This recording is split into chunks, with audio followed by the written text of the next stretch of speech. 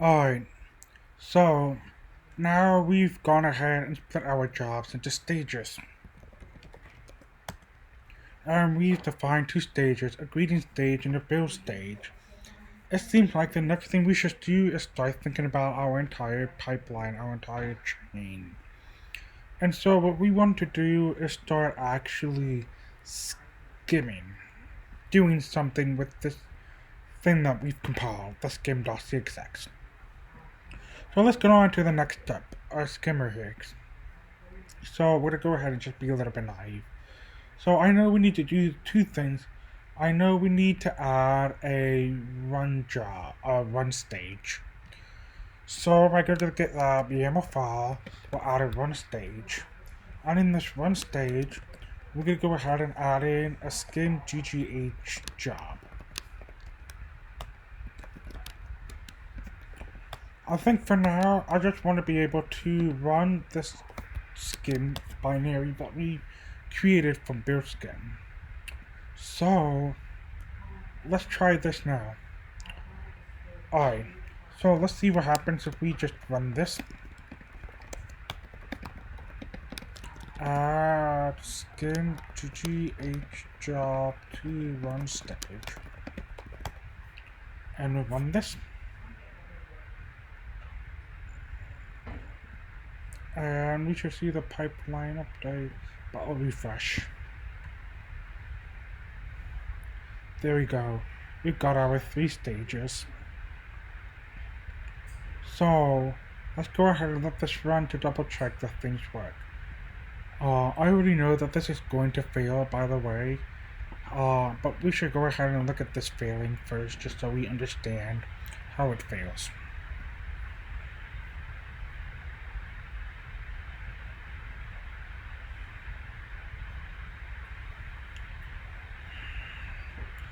So we just have to wait a little bit.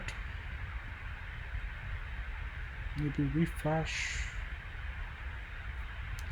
Let's peek on the previous jobs here. How's build skim doing? Build skim finished. So it looks like build skim latest was still running. And yeah, hold on, we're just taking a little bit of time to pull those Docker images. The Docker images are pretty bloated with these root installations. Alright, let's see here. Any second now.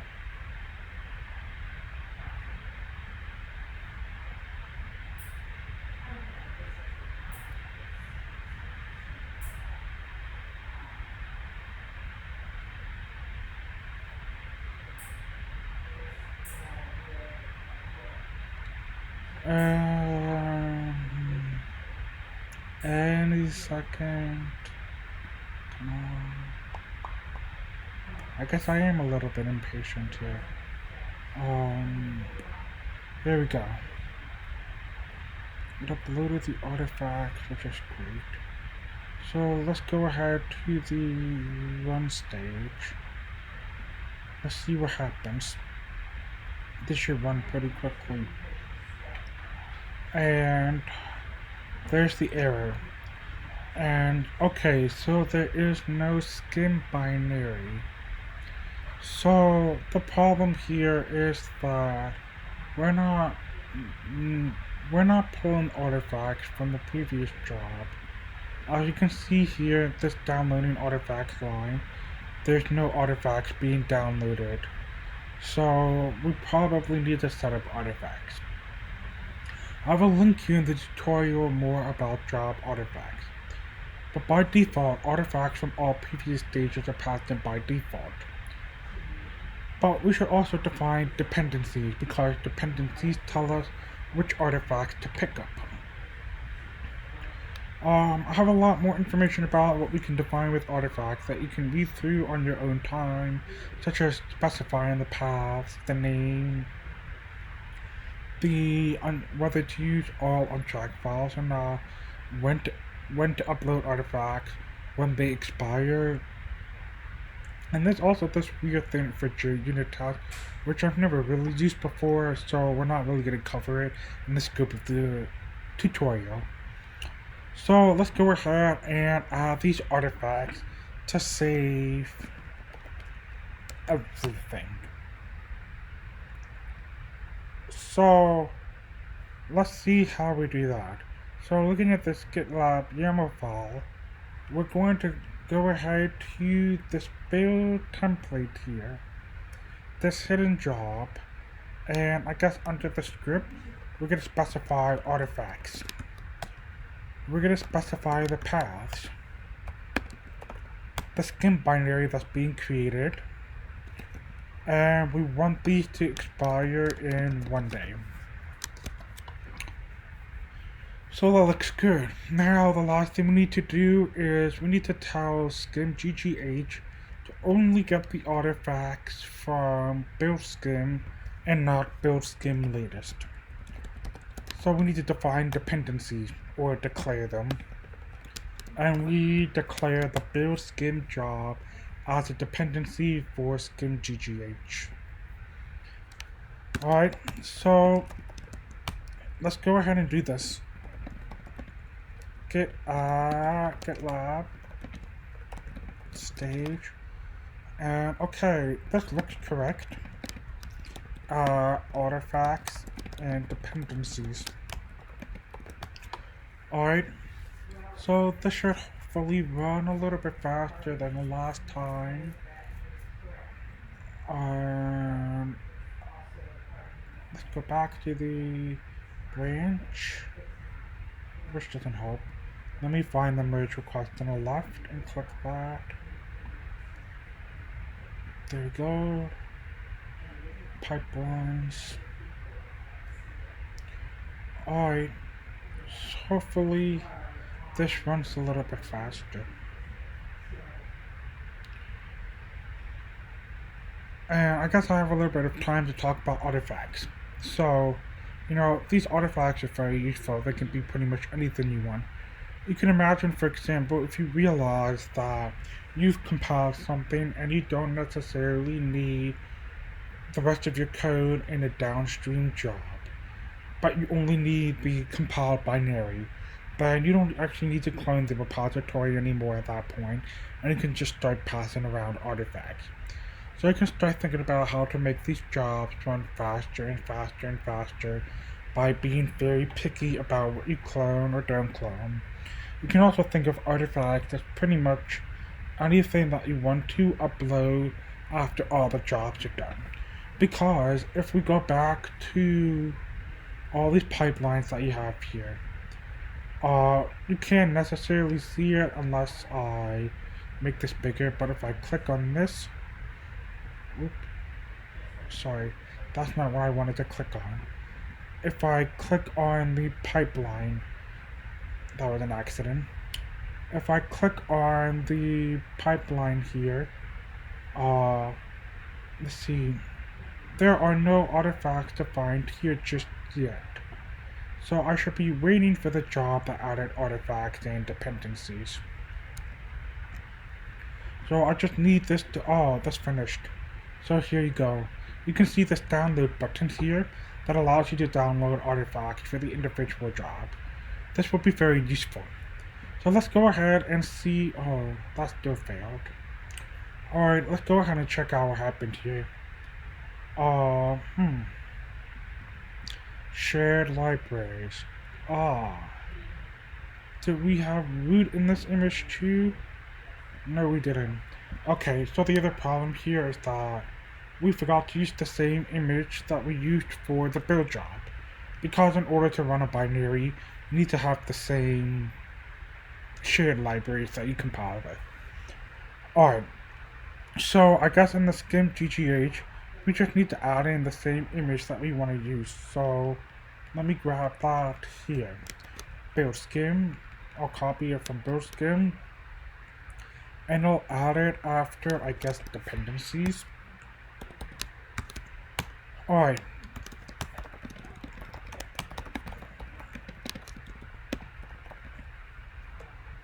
Use root image for skim ggh. Okay. So hopefully that should work now. I'm pretty confident that should work at this point. So, while this is running in the meantime, let's go ahead and talk about actually using a root file to run this skim binary on. So, let's see what I have in the tutorial.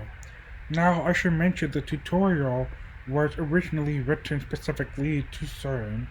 So we are going to use, for pretty much anybody who does not have a CERN account, we are going to use the EOS public.cern URL here. But so, I should mention that there's a lot of different ways that we could be getting data into the CI. So we could get the entire root file that we want to run on every time. We can go ahead and commit that root binary into the repository, but again, we want to avoid repository bloat if we can. Or maybe we can make a smaller root file, but it's going to be a lot of work every single time. So what we like to use is perhaps XRDCP. But for root files, we generally tend to use what's called XRDCP, which allows you to use root's xroot protocol to effectively stream or download a file, especially root files in the long run. So, nicely enough, we have these data files on EOS in the public EOS space. And there's a lot of different ways that we can figure out how to map it correctly.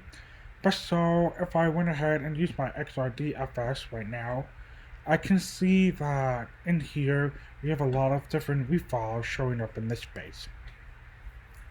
So what I want to do is go ahead and pour an added xrootd path here to streaming this input file. So I'm going to go back in here because I know how the skim binary works because we looked at the previous tutorial videos on this. We're going to go ahead and specify the public path here, which is eospublic.cern.ch. So first, we need to specify the root protocol, then eospublic.cern.ch. Double slash, then we need to do, let's see here, this path, sorry, it's not a double slash, it's a regular slash, but we'll add in and copy this path here, eos, root eos, Higgs, tau, reduced, and then we're going to go ahead and grab the glue to H because that's the GGH that we want to use. And we also need to add in the extra information that we got from the previous tutorial, 467.0, 0.1. Which you can see down here if I scroll over. I should have scrolled, sorry about that. Now, you note that in this particular command, I'm using my particular EOS base from the awesome bootcamp where this tutorial was written for. But we're going to go ahead and use this EOS public path instead. Hopefully people can see this, pause the video and type it in, but it should just work for you. So we're going to go ahead and save this. Double check that we're adding the right. That looks right.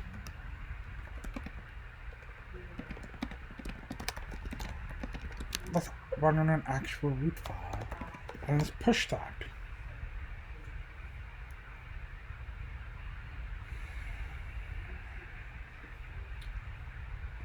Alright. So we can see here, interesting, this root image failed. So we can go ahead and see how that failed.